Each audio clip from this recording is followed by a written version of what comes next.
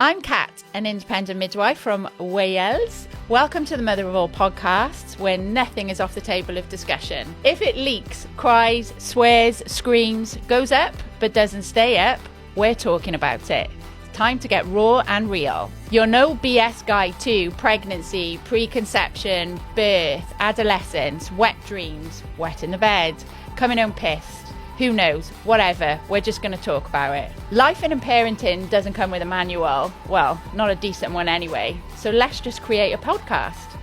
Welcome to the Mother of All podcasts. I don't even know where that comes from. Oh, that's good. That's good. That's not even in it. That's good. So welcome to Mother of All podcasts. Today I have on the mighty birth activist, the Queen herself, Kemi Johnson. Introduce yourself. Let us know what you do. Everyone knows who you are anyway, but come on. Oh, no, they don't. You're joking. I'm a legend in my own bath time. That's what I am. So where did I start? 15 years, no. Between the age of 4 and 9, I dreamt I was being burnt alive every night. Didn't know that it was because I was obviously a witch in some different sliver of life, right? And I've come back, give it another go, right? So couldn't figure it out. You know, they tried to drug me and everything else. Obviously didn't do any of that. Age 15, realised I wanted to be this thing called midwife, right? Looked it up, said, yeah, that's me. I was going to Bryce Scholarship, a very posh school, which had very high expectations, and I got very high grades.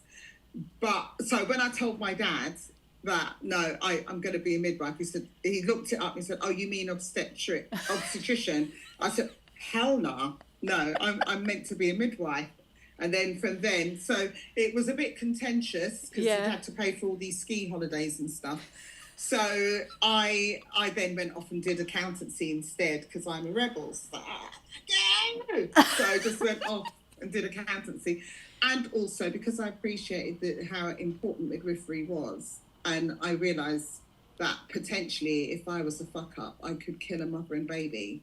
So I ran to and was happy in accountancy, really happy. Until one day I'd been acting up as a finance manager for about 6 weeks whilst my finance manager was away. And so I realised, oh God, for me to be doing this for the rest of my life, hell no, projectile crying. So she came straight from the airport to do handover with me so that I could have a long weekend. Yeah. And she walked into this soggy mess crying and she said, what's the matter? And I said, I need to be a midwife now. And she went, go on then. Wow. How old were you, Kemi? I was, let me think, 30, trying to do my maths. I know I'm an accountant, but I'm usually using Excel. So the mental maths is gone. I must have been about 33 or something. Wow. 33, yeah. And I really wanted, no, I was 36, I remember, because I'd been doing accountancy work from the age of 16. Mm-hmm. So I just went and studied midwifery. I'd already applied for a midwifery course like 5 years before at King's College, then deferred. But then I went and studied midwifery with St. George's in Kingston. Anyone out there? And I realised in the second year that we were being groomed as obstetric nurses and suffering huge amounts of vicarious trauma, and tried to get out of the course. Did you really? Yeah, in the second year, because I could see where it was going. Oh yeah, meanwhile I had been abused in the systemically racist maternity services when I had my own children at 24 and 26 years old. So you didn't answer all this, but I don't care. Give it. Get it. Give it to me. So tried to jump off the course because I literally imagine I was a single parent, like sleepless for however many decades, and the only time I thought I actually was going mad was student midwife second year, doing a placement on the labour ward and hearing women getting fucked up. Yeah. That's that's the closest I came to losing my sanity. So I actually tried to do some therapy. Talking therapies ain't it for me. No, not right? me. So, but fortunately, I'd already met traditional midwives, and they were already holding me, drying my tears, telling me to suck it up and get on with it because you've got a calling. Yeah. So they helped me get back on the horse. So I went back to midwifery training. There was an angel inside of the course administration that helped me to complete the course, really kind to me. And then got my registration, and then it was a case of fuck this shit. So I was haunting the wards for about a year, and then I thought, nah, I need to just go. Well, I was a DJ at the time as well, another story, and a healthcare assistant. So I decided I can't make money as a midwife because the way they've trained me and what they consider is fit to go and register, I could still kill a mother and a baby. So I just was not fit for purpose. I don't care what anyone says, right? So I then allowed myself to be apprenticed by those traditional midwives. Chef's kiss. Wow. Chef's kiss, and then was ready to actually be of benefit to women and children. How long did you work with them? Like, how long did you follow them around? From second year till I was about 18 months post-registration. Wow. Yeah. What? So who were they? Can you I'm name? not telling you because you don't promised. They wanted to just melt quietly out of midwifery. They're all in their 70s and 80s. And I don't ever say who they were. You had the dream team. You literally, I don't know who they are, but I can imagine who they are. And you had the dream team. So did you go on to work independently then by yourself? Yeah, that's right. So I was haunting the wards for a bit. At 2 hospitals, and then it wasn't working out at all. And but by then I've already been dumb enough to take all this stupid injections. So I had to detox from that because, in case people don't know, it's not just that you're vicariously traumatized, but they keep sending you to Oki Health to get poisoned. So it's just generally not a good idea. It takes a while to lose that shed, doesn't it? Yeah, and I literally have been in detox. I think I finally got it out of my system. I went for the big guns detox earlier this year. Yeah. And it's out of my system. But just to say that when student midwives or people who want to, because they hear a calling, I get it. Yeah. They hear the calling and they'll do what I do, which is, I'll apply for student midwifery, and no.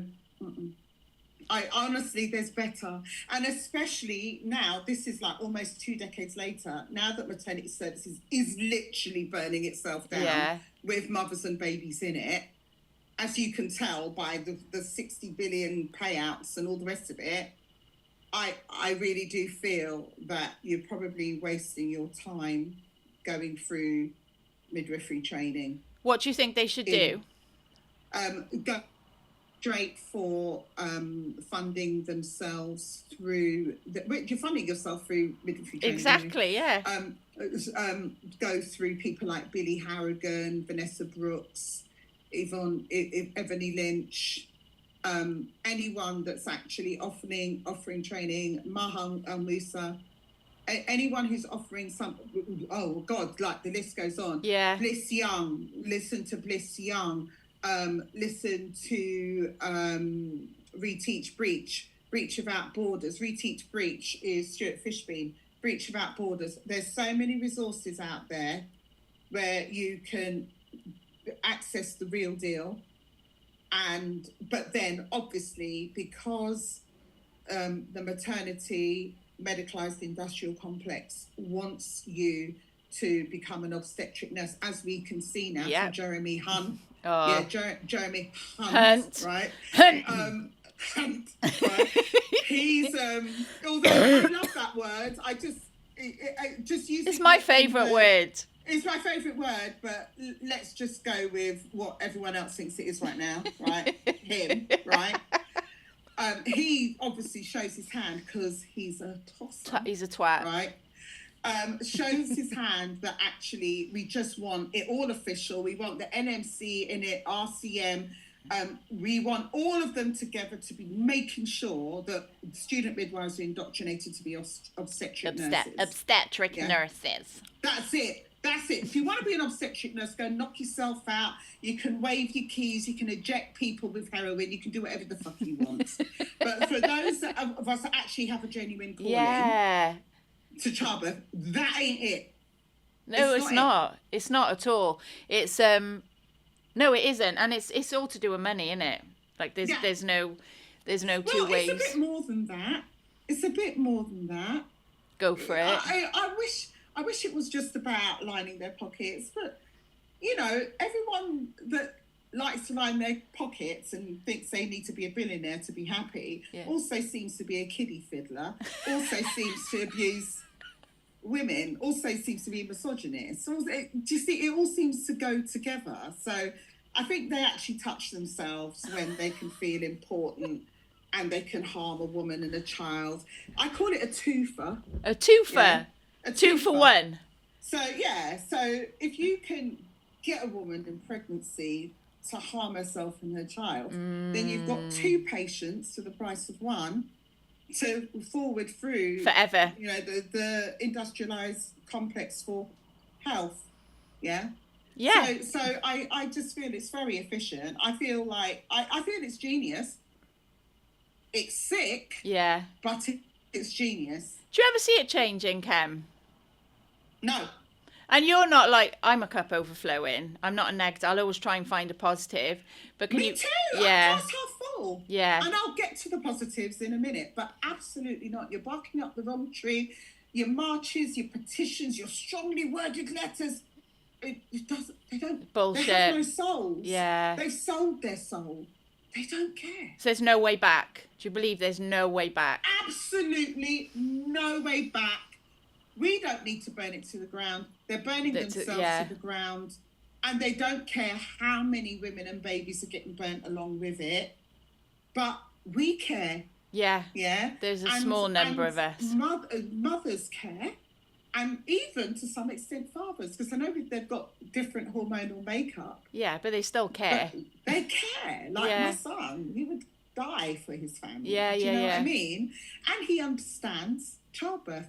And they free birth. So, you know, I think anything is possible. Of course it is. I've got 3 healthy grandchildren, way healthier than my own kids were. They are like the peak health. Did they free birth? Peak. Yes. Yeah. They weren't supposed to the first time. They were supposed to have their glorious mother with them, right? But they were giving birth in a different country. Yeah. And my usual is first time birthers go post dates. Yeah, always. Right? It's very rare. Except for my grandson, who came at 37 plus 1.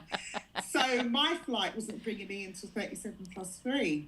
So no way. Yeah. So so I was put on. I was on a camera. Not a camera. I was on a phone at the end of the bed. There was no time to fill the pool because it was really good. Ramp, yeah. Expeditious birth. So she was on hands and knees on the bed so the baby could have a soft landing, and she told me to shut the fuck up. Oh, so baby's I'm on not the way. To say anything. Yeah. And then when I was out there, obviously with them for a few months afterwards, then she told me, actually, we'd love to do this each time for each baby. So I said, that's all right. She said, but this time could you be in the country? Right. So I'm usually in the country when they're free birthing. I love it. Or in the house next door or something. Or in the restaurant nearby. Something like that. What's the way forward then, Kem? The way forward, yeah. So honestly, all of that kerfuffle and noise is just a distraction. I'm not saying that the people that are doing it aren't coming from a lovely place. And some of these people that are active in this regard are my best friends.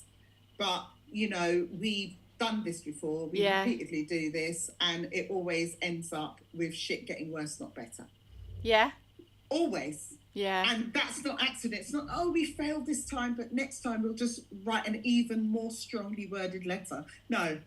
Yeah. You have to vote with your feet. Yeah. You have to just sidestep the malevolent, iatrogenically harmful demonic system, and we as society need to take back up what actually helped birth to happen successfully for hundreds of thousands of years. We need to relearn those skills. Yeah. True. I looked up the other day, what was the population of the earth in 1960? So 1960 was kind of the pivot for when the majority of women started going into hospitals. It was still 3 billion then. We all got there. We all got here somehow. Do you see what I mean? Wow. So I accept now, it's higher. What is it, 7 billion or something? Yeah. I accept it's higher now, but then the dying off rate has reduced. Yeah, we haven't been having major wars until, well, now, but it's another story. So we can actually manage to get a baby out of our vag and keep that baby alive until they have a baby. Hands off. Get it out of their vag. Yeah. Do you know what I mean? We have done that for hundreds of thousands of years till the 60s. It's never going to go back there, though. So what can women, like, in terms of, like, the maternity service that people still fucking enter on a daily basis, they're never going to relearn basic midwifery, basic childbirth. They're not. But I'm sharing with you a dream, Cap. Go for it. You. I know you've got an audience, so they're going to hear this dream too. I love it. Right? At the moment, obviously, with the iatrogenic harm that's happening, etc., and with the scams where people have taken phase 3 drug trials and rendered themselves infertile or subfertile. Yeah. The birth rate is reducing anyway. Massively. Miscarriage rate increase, infertility increase, birth rate. Yeah. Except for Africa, where, everyone, it was such a blessing in disguise. Couldn't really access the jab. Some countries wouldn't give the jab, wouldn't take the jab, or laughing at the jab, etc. They're not suffering the same thing. But all the other countries where they were jab happy, fertility's in the boots, right? So my thinking is, I don't want that to happen, but it's happening. Yeah.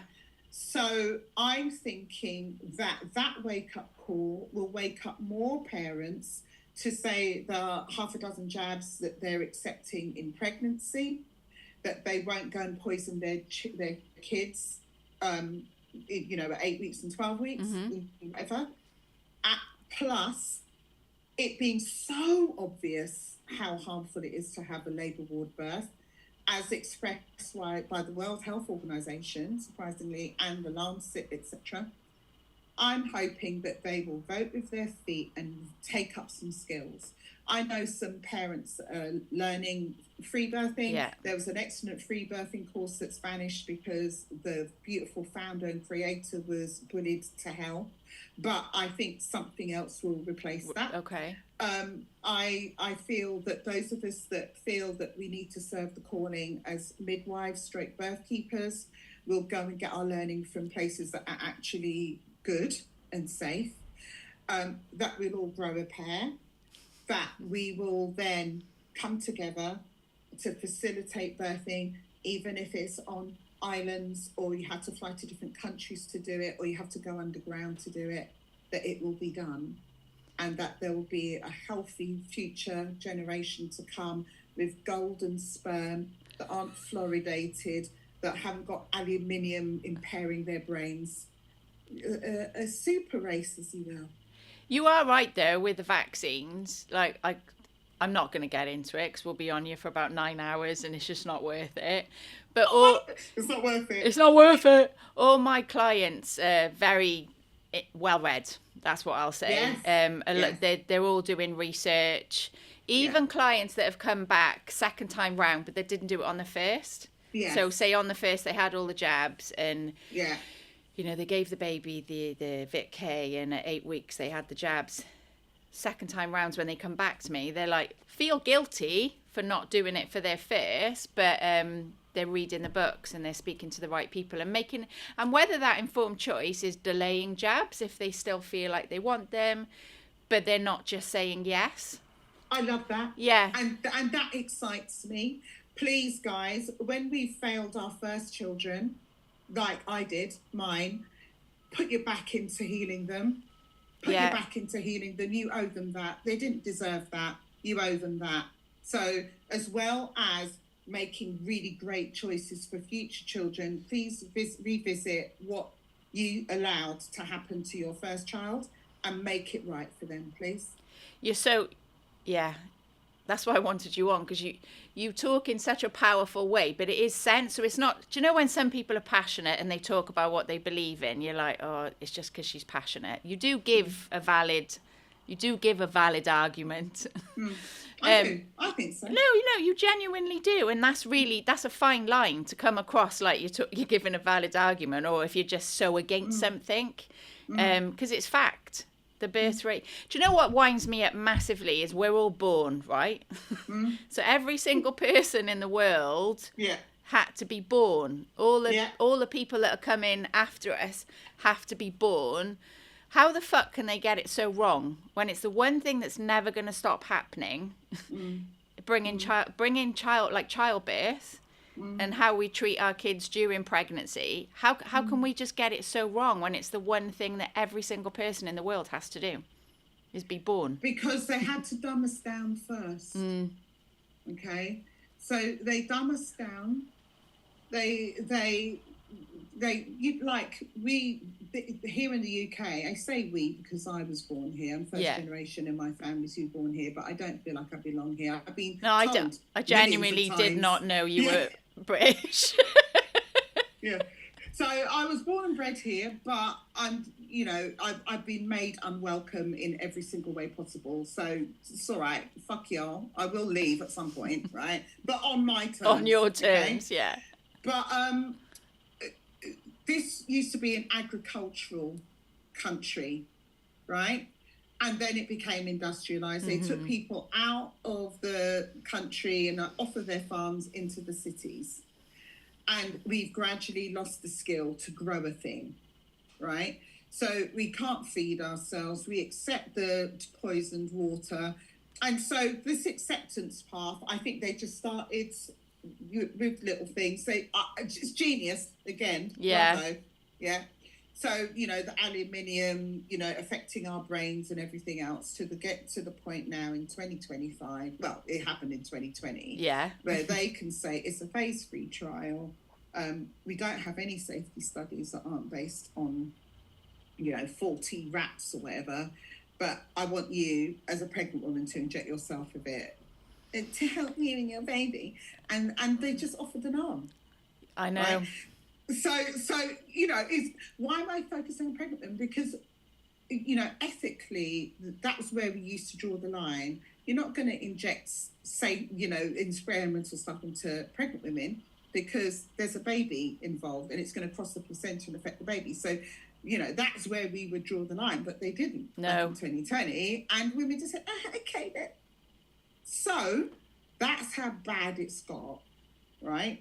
I don't think it's by accident. It hasn't just got this bad.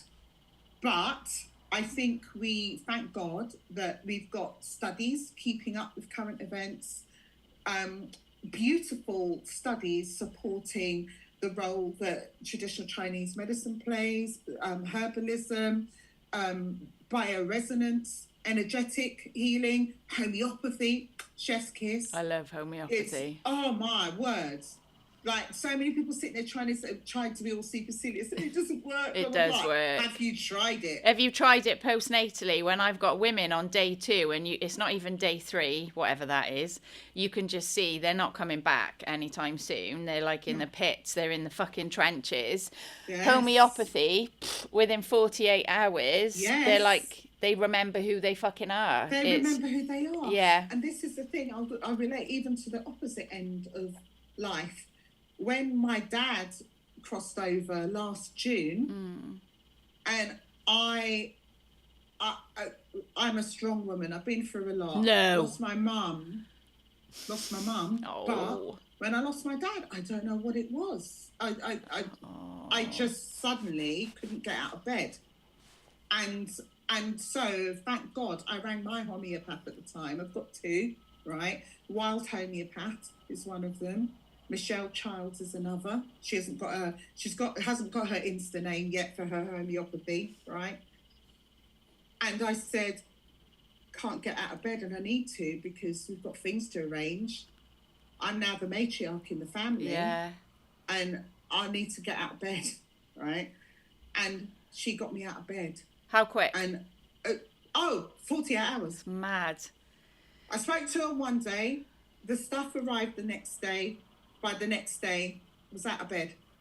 It's right? Why isn't it taken seriously when it has that, like, you know, if you went on an SSRI and when they're used properly, you know, I don't have an opinion, you do you. And some people genuinely believe they help. And it doesn't matter to me. If you believe it helped and it's psychosomatic, crack on. Yeah. But I don't know, why isn't it being brought in? Like, homeopathy, it's still seen as witchcraft. But you know why? Yeah, I do know. I know, I ask these questions because they don't make any fucking money from it. Rothschild, they wanted to rule the roost. I think it's the Rothschilds actually, with pharmaceuticals, which all have a petroleum base, including vitamin K, right? Mm-hmm. So they wanted to rule the roost of that because they can line their pockets, ka-ching. But up until that point, where they wanted to rule the roost, everyone knew that herbs were the dog's bollocks. A newer entry to people, but they were dog's bollocks, right? So you had to make out like as if they don't work, that we're all quacks, that those of us that want to use them are drunkards. They burnt us. You know, imagine they burnt all the herbalists. Yeah. But it was still popular in, you know, the 1900s. So they had to go to the next level. So they had to just discredit it all, write articles about it all. And then, you know, as I said, including the fluoride in the water and the aluminium in the jabs and the mercury, thimerosal, they just got us all, you know, little pea brains thinking, oh, well, they must be right. And going along with their shit. Yeah, because it's easier to go along with, isn't it, than to be that person. So do you know when you said, like, heal your kids, those that have what did you do for yours? Oh, man. I was a bit stumped for a bit. But I looked at this child that seemed okay and was starting to learn colours and names and things. And then I took him for 18 months jabs, I think, DTaP and MMR. So I did that in, was it 1992? They'd already hidden the research about the damage to black boys in particular by these jabs in 1991 and discredited Andrew Wakefield. So, God, I better be careful, you know. We might both get arrested for this conversation, right? So, but I didn't know. I was unaware, right, that was all happening. I know the internet, we had mobiles, but I don't know if we... Didn't have internet then. Yeah, right. So I, in my defence, so I went and poisoned my child again with the boosters, and that ticked him over into being diagnosed and the autistic spectrum disorder. Really? Quite high on it. Is that what you genuinely think? But on the day, I knew I'd fucked up because he was screaming. Yeah, he had signs of the encephalitis that is caused by these things when you have too much aluminium and thimerosal. And that was 1992? 1992, yeah. So what did you do from then on? Like, you know, when you say... I took him back to the doctor that had poisoned him, and I said, what's up with that? What's going on? Just denied it, said I'm just neurotic. So I called my health visitor, who'd appeared to be friendly at the time, and she looked straight at me and said, no, absolutely not. I don't think it's a jabs at all. Never seen this in my life and all this fucking shit. Whilst people were already, since 1986, wasn't it, when people were already being asked to approach the government with their vaccine-damaged babies to get compensation or whatever. She didn't breathe a word, said nothing. So then, obviously, my poor boy went mute. So he couldn't speak for about 3 years. Didn't speak, well, say minimal things, but he went from speaking fluently to single words. And but clever as fuck? Yeah. Right. So I just obviously carried on loving him and socializing him and everything else. It was just such a mess. But so what I did to heal him, and then I was still an idiot. Because I'd impaired his immune system, I kept giving him antibiotics because he kept having tonsillitis every 6 weeks. And then by the time we reached 6, it took me that long to figure out. Like, I'm a bit Florida as well, maybe. But you just go along with it, don't you? And then I went and screamed down the neck of the GP. And I went and sabotaged it up again. I said, just get these tonsils out. They said, oh no, it's not the best way. I said, shut the fuck up. Get these tonsils out. And fortunately for him, tonsils came out. He hardly gets sick. But when he does get sick now, especially if it's respiratory, it will stay on his chest for like 3 weeks. Yeah. Because he was born by cesarean, because I accepted an unnecessary induction. The wheels came off. Do you see what I mean? Yeah. I have a lot to apologise to my son for.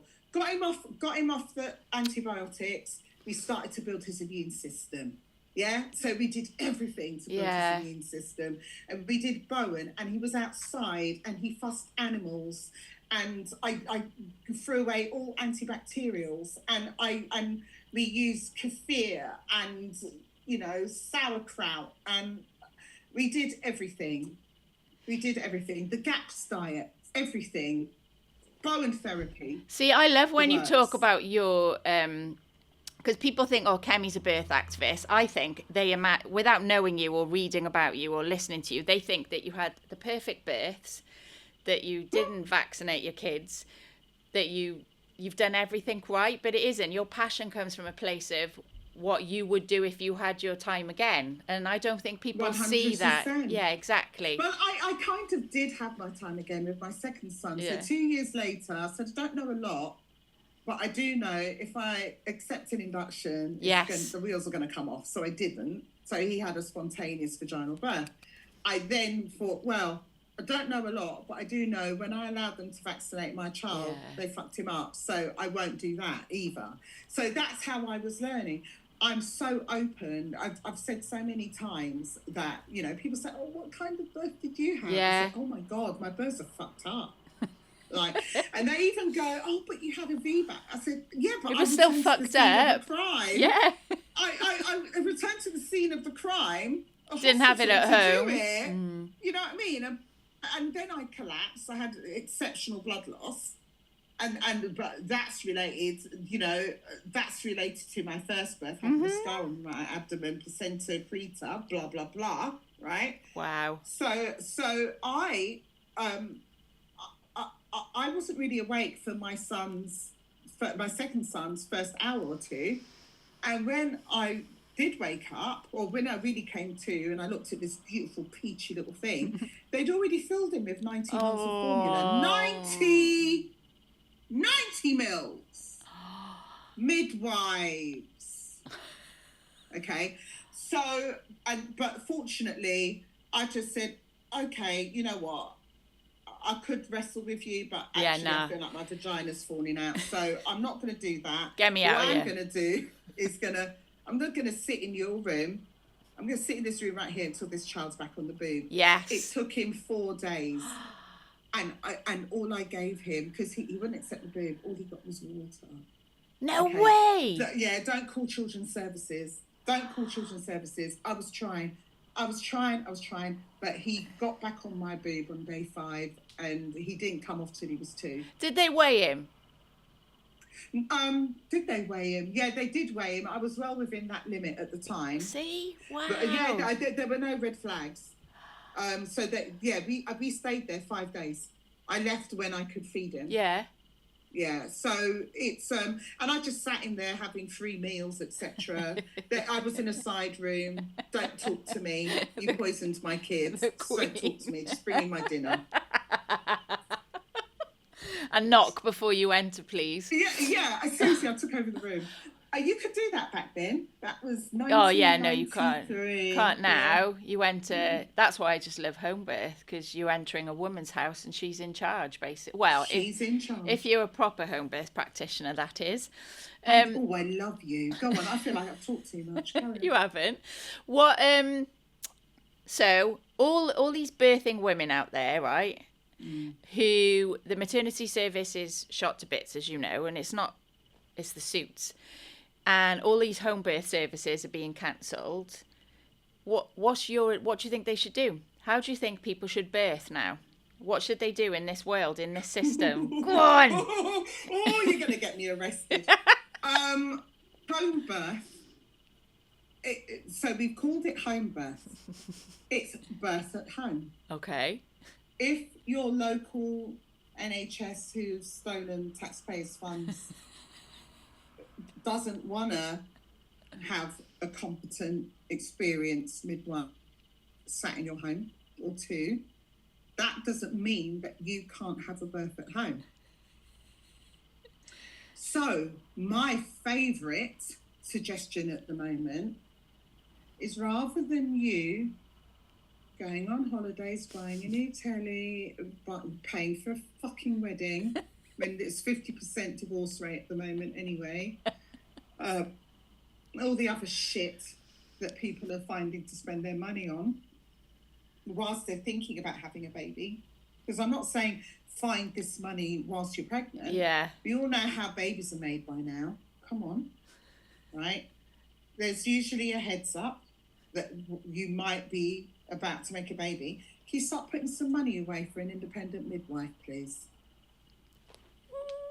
Love Can it. you just do it? Am I an independent midwife now? No. I ex-registered. I took myself off the register to retire. Such a shame. Even though my mouth hasn't retired. No, I love it. My mouth hasn't retired. But as beautiful as I look, it's time for me to ease down a bit and squeeze my grandchildren and grow stuff in my garden and stuff, right? So, but I've got a mouth and I'm going to use it until I take my last breath. Get an independent midwife. Why? People think that independent midwives just knit whilst you've got a size 10 yoga enthusiast sat in a pool. No, you've got it completely wrong. The minority of our cohort that we serve are low risk. I don't have any. Low risk is only 10% of the population as far as obstetrics are concerned. 90% of us are high risk. Yeah. You're high risk because of your hair colour. Yeah. Right? So, I'm high risk. I'm surely high risk because I'm black and fat. Yeah. Yeah. 90% of us are high risk. You've got to know that those of us that are independent midwives, me, I'm a retired one, we look after people having breech babies, multiple babies. If we think the singleton's coming and it suddenly turns out there's a hidden twin, we don't break a sweat. We're not bothered. It's been filmed so many times. There's suddenly another twin coming, a hidden twin or whatever. Does the midwife look bothered? No, because she's competent, right? And remember, we never used to have scans. It's like, come on, put yourself together, right? Baby coming upside down, aka breech. Yeah. And we renew our skills. We used to be apprenticed. We used to sit around the fire and share stories and get ideas. Sit At Her Feet by Bliss Young, an essential podcast to anyone who genuinely is interested in how to serve women and babies. So, independent midwifery, the dog's bollocks again. You've got these obsessed midwives who've got literally the courage, who've got the stones to stand up for women regardless of what it costs. We ride or die. Yeah. Find out who they are. Ask questions. Yeah. Cat. Not even blowing smoke up your ass because I'm on your podcast. The reason why I've come onto this podcast is because Cat, ride or die, dogs, bollocks, no sweating, midwife. Oh, you're lush. Thank you. seriously. I couldn't afford to work with a lot of midwives because they weren't of your caliber, Kat. And as far as I'm concerned, it is safer to work with a humble, clever doula than a second independent midwife who's crawled up their own backside and is cocky enough to cause harm. I love a doula. I am a doula. Yes, I do. Just got a bit of skills. Got a bit of skills. Got a bit of skill. Just a little because bit. we're all servants. Exactly. We're all servants. Exactly. But we've got clever hands. So I call that a birth keeper. Yeah. No, right? yeah, me too. We're going to need us because, I mean, you know, my girls are fine. Do you get what I mean? So I don't actually need to be an activist, okay? But, and when I say my girls, I'm also including my daughters-in-law. Mm-hmm. But for the sake of humanity, parents, you need to take responsibility. You need to take your part in how you've outsourced for your safety. You need to take your part for not talking about death with the person that you want to make babies with. Because that conversation is essential. No one gets off this planet alive. You need to be able to talk about death and accept the role it plays in your lives, and that it sometimes comes to babies before they're born. Yeah, it does. Like those kind of conversations. You're so right. I didn't have him. But no, me neither. No, so everything I talk is all the cock-ups that I fucking done in the past. But yeah, right. you wouldn't think that you would need to have a conversation about death with your husband when you're pregnant on a just-in-case basis. This is what I want kind of thing. It's wild. If people can't afford independent midwives, then what else do you think they should do? Yeah. Having said that, independent midwives, I'm not saying this is the way to do it because I don't think it's fair, but I've received like secondhand cars in payment. I've received my house being painted payment, my garden being landscaped for payment. Love it. So exchange. Real exchanges, don't accept it because you feel sorry for them. It's got to be something that you're actually going to use. Yeah, of course. Otherwise, the energetic balance is off. Yeah, you just resent. Important. Yeah, you resent going. Yeah. Yeah. But also there was a beautiful mother who she got trashed by the NHS the first time. Beautiful woman, hijabi. But of course, because our services are systemically racist, she and her baby at the time, her first baby, were very poorly treated. And so what she did was she paid me a small amount of money every month for 5 years until she'd finished having her children. So wow, that was beautiful. And then the payment stopped and she said, okay, I think 4's enough now. Oh, Kemi, that's lush. I know, it's so beautiful. So that's why I'm saying there are ways around these things. And honestly, I think most people could find the money. When you see what people spend money on, when you see the queue at, when there's a sale on. Yeah, I know. I'm quite certain you'll be all right. I agree. Like the amount of inbox messages I sometimes get from, it's really sad because it's not like, haha, told you so. It's literally guttural. Like I feel really sad where they've messaged me previously and they've we've maybe have had a consultation and a chat about me working with them and they've decided to not go ahead because of the monetary value in it or what they thought. And then post-birth, the trauma comes in because it didn't go to what... And they always message me and they're like, we should have listened. I don't want to hear that. It's not... I'm not like... Either. I don't have an ego and a big enough ego to be like, ha. I'm just gutted. I'm just like... I feel like I wish you would have listened. I wish you'd have listened. Yeah. And it's not hard because, like, when I was having children, none of this information existed. Oh, no. Whilst now, it's just so apparent. You see a very beautifully made up influencer and talking about their birth and you just think, saw that coming. I know, it's horrible.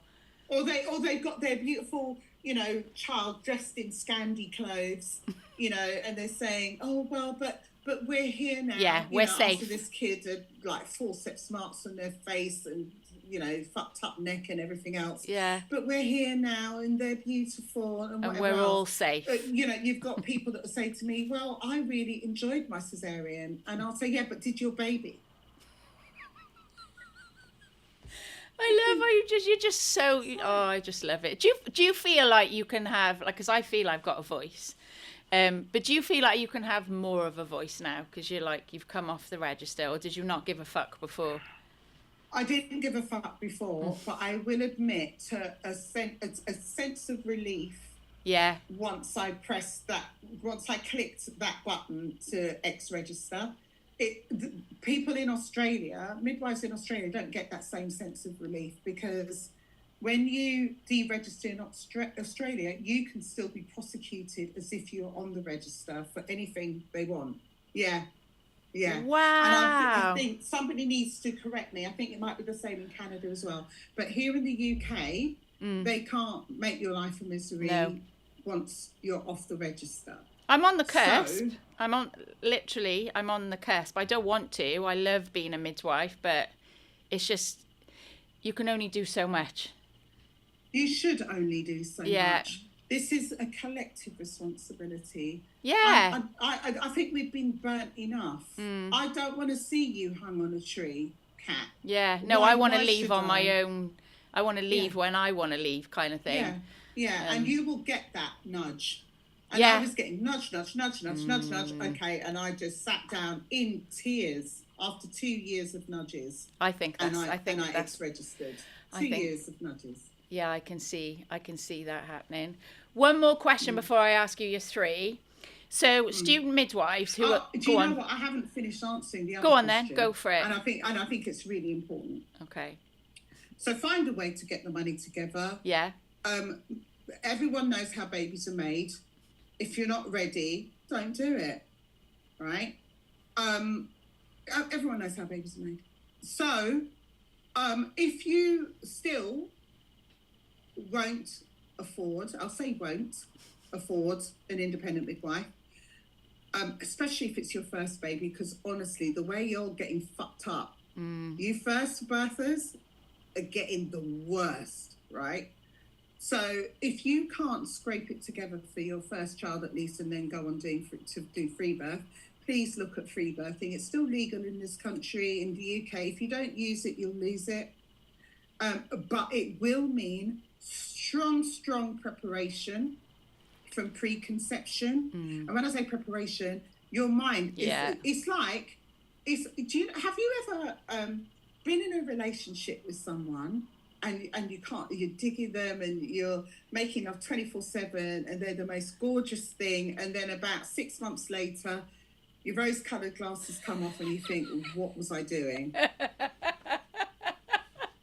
That's how strong the mind is, right?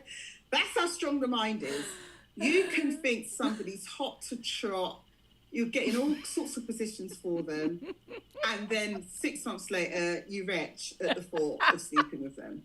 That's how strong the mind is, yeah? You'll be crispy dry. Your reproductive system, no moisture, crispy dry, wouldn't sleep with them with the last person on earth. That's your mind right there, the power of the mind. So when Kat did that, if you're watching, she pointed at her head. So important, your mindscape. So you can't just, but it also includes the physical. You see, we are an entire being. It includes the energetic. It includes the emotional. It includes whether you've got a core and pelvic floor that is hypertoned, too strong. Yeah, it depends on all of these things, right? And what you eat. You're carrying a whole human. Of course you can't eat what you like to eat or what you normally eat. You're carrying a whole human. There's a pregnancy diet. It's called the Brewer's diet. Just get with it. Go to Lily Nichols, find out what your deficiencies are, because we're not really eating real food in the developed world. So find out what your deficiencies are. You will have them because we're not eating a variety of food, real food, ripe food. Find out what they are, sort them out before you conceive, right? Then when you're pregnant, prepare, have people around you, stay frosty, stay good. Please don't accept stupid toxic injections without you're doing your due diligence. And if you're actually reading the inserts, you won't take them. So I know all of you who say, oh, I did my research, you didn't. Because once you read one of those inserts, you won't take it, right? So then, to stay pure, water source, do whatever you need to do to your water. You're going to need to detox regularly because they're spraying poisons on us from the sky in the form of chemtrails, aluminium, barium, and other things. Stay pure. Then you give yourself the best chance of a free birth. For the free birth, the people that are going to be in the room with you still need to know what they're doing. Hence, we've got the people I've mentioned before and other resources that I may have forgotten. Please get clued up. If you're not having any scans, your partner is going to need to do the Breach Without Borders, Breach 101 study. 7 hours online, chef's kiss. Because 4% of babies can breach. And if you're not having scans, you might not know. And even if you are having scans, they can flip last minute. So you're going to need to get up to speed. It's not winging it. It's not winging a prayer. You're not doing your best by yourself and your children. So, and honestly, if you've already got a child and you're free birthing your second because you're feeling confident, please prepare. Because if you don't make it, you're leaving your first child without you. Oof. You've got to think about these things. I'm sorry. The reason why there's usually somebody at a birth is because birth isn't 100%. It's 99.8%, but it's not 100%. So you've got to have somebody around that knows what to do if you're losing excess blood or if the baby's having a little sort of a time transitioning. You've got to need, and if it can't be the obstetric nurses, obviously, for the NHS. And now they're not even going to be trained. They're not even going to have a clue about normal birth, right? So it's going to need to be the birth keepers or the ex-registered midwives working as birth keepers or the doulas that have expanded their role to become birth keepers. Because a doula and a birth keeper are two different things. That was wicked. I knew you were going to mention it, but how you explain free birth, it's not, because I think people who free birth, they know. Like yes. they've done everything that you've said, successful free births. But it also has a really bad reputation, and it's because of the people that don't put all the work in and prep their body. Even for women who have independent midwives, you still need to put all that work in, because we can't make something happen if you haven't put the work in prior. 100%. But yeah, thanks for saying it like that, because it's not it's not an easy thing to do for a parent. So it's easy for people sat at home who don't agree with free birth and who were like, oh my God, I wouldn't do it. But that's what it's come to. Can I add another nuance of free birth as well? Go on. Because I just think this is such an important convo, and having it with you, Kat, is dreamy. With free birth, okay, I've discussed how to keep it healthy. Mm-hmm. Sometimes with free birth, there's a requirement for medicine if it's going to save lives. I actually, I don't want to keep medicine at arm's length. No, it's needed sometimes. It's occasionally needed. That's right. So, free birth being legal in our country at the moment, etc., despite what the NHS are trying to do, I think at the same time, please avail yourself of medical intervention if you need it. Mm-hmm. I will caveat that, though.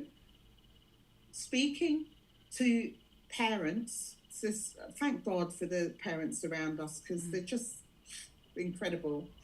They've said to me in the last couple of weeks in particular, of free birth being attacked again and again and again, they've said to me that if death is occurring for me and or my baby, I'd much rather slip away at home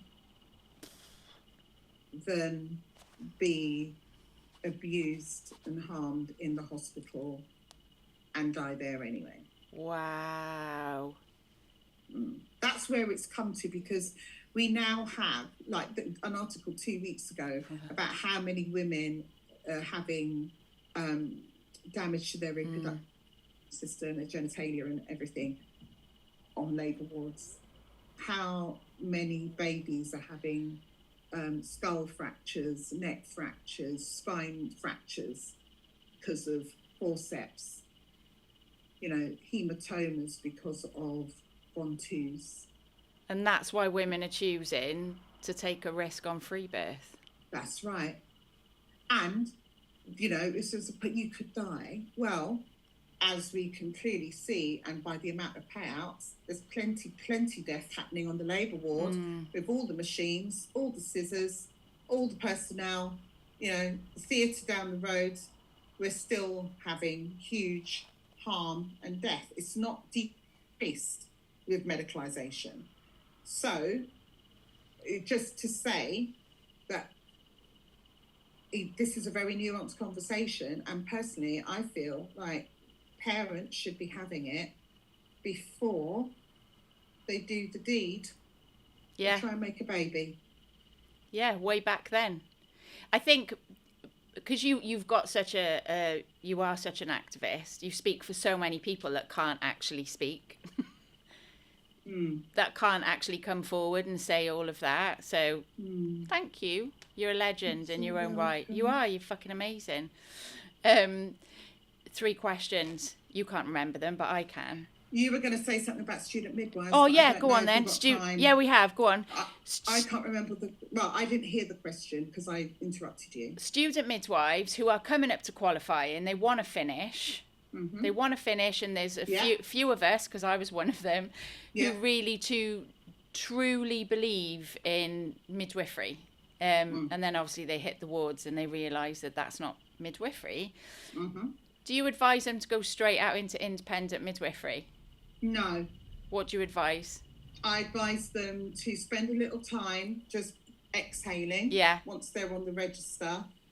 If you could possibly afford to extend your training by a year by carrying the bags of working IMs. Yes. Boiling the kettle, make money some other way, sell your feet pictures or whatever. Please don't go and be primary midwife for a woman straight out the gate, because I promise you'll see. Yeah. Trust Auntie Kemi. You're not fit for purpose when you join the register. No. Not for a home birth. Absolutely not. It's like learning to drive, isn't it? You don't actually learn till you've got your fucking certificate. Yeah. And again, I'm so glad you said that, because there's so many newly qualifieds not either giving up their pin or coming straight out into this world, and it's a different world. Please, you're not ready. Yeah. The conversation I had with Midwives Cauldron with particularly the one between me and Dr. Rachel Reed. Yeah. We were just laughing at how rubbish we were when we joined the register. It's just like literally had to unlearn everything. I know. It's nuts. And my training was really good. I was one of the lucky ones. Well done. Because I didn't go into it till I was like you. I had kids. Yeah. But I did most of my training in a freestanding birth centre. So I had 50 home births as a student, 50 water births. Oh, I'm so jealous. I was so lucky, but it was because of my mentors who have all retired now. They're just amazing. So you basically got what I got, that I actually came out of the system and got it after. Yeah. So that's the kind of thing we need. I'm sorry, you're not fit for purpose when you join the register. I love that. I never thought of it like that, because I was like, how can we keep these student midwives, because I see them who are just so passionate and they're the future, how can we keep that in them? But yeah, you've hit the nail on the head. They'll stumble in, they'll mess up. Some of my mess ups are on different podcasts. Most of the time there, but free admit, I maybe fucked a couple of lives in my first year. Yeah. Even after being apprenticed so well, my first years of independent taking primary, I think there's things I could have done better. Oh, me too. But obviously, I mean, the worst thing was where a woman who quite clearly could have had a vaginal birth ended up with a cesarean. Me too. And she knew it and I knew it, and she never wanted to see me again. And I thought, it's fair. Yeah, that's happened to me. We have had that convo though. With the lady. Yeah, it was interesting. We'll talk about that another time. Right, first question. If you could go back to your younger self and give her a big piece of advice, what would it be? Just because he's got a nice ass and nice hair doesn't mean you make babies with him. That's fucking brilliant. Honestly, as unfit for purpose as he was as a father, he was unfit as a birth partner. That's probably why I ended up getting cut open. So. You've got beautiful kids. Oh, okay. Fair. Because of the way the universe works, all those children, they're chef's kiss. I love it. They're in their 30s now. I swear, it's like the angel said, yeah, you fucked up big, but you know what? They're mint. We're still going to bless you. And those, my sons, ooh, yeah. So, yeah, seriously. And they've got his bum in his head. Love, but anyway, there we are. We better not say that, but that'll give them the ick. But yeah, they are very beautiful boys. So. What's a defining moment in your life?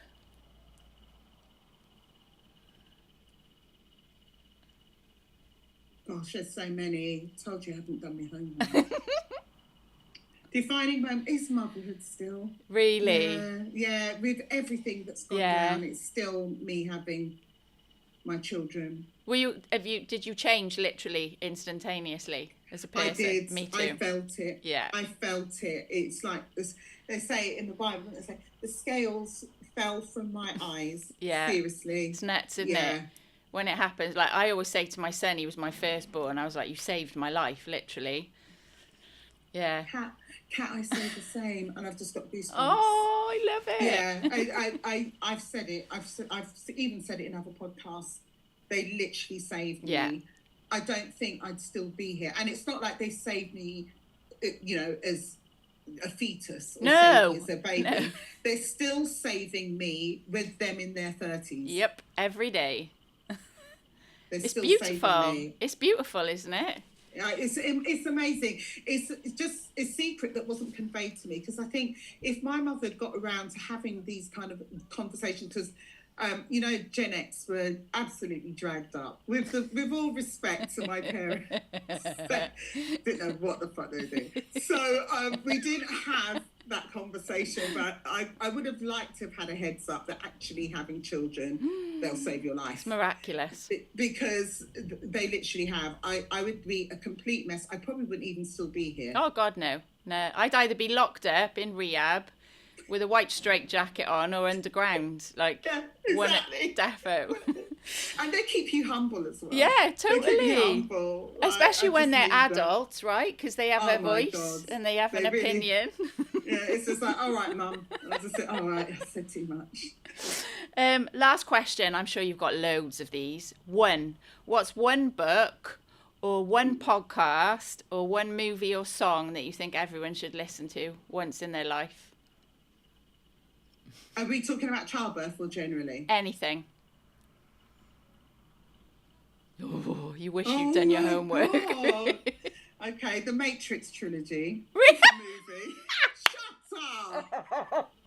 Shut up. It's deep. Really profound. It's got all the references in it, because in Zion, obviously, they were having, natural childbirth, excellent sex, and everything else. Like, they weren't screen fixated. Wow. There's so many great things. I get it. That film. You're trying to backtrack and add some meat to your Matrix. Yeah. Bro. Books, I read too many. What's it? The Richest Man in Babylon. Okay. Books. Yeah. It's just tiny. Or Who Moved My Cheese? Another one. About energetics and currency. Nice. Money, currency. Yeah. Power. Yeah. Oh gosh, this is terrible. So I've done movies, I've done books.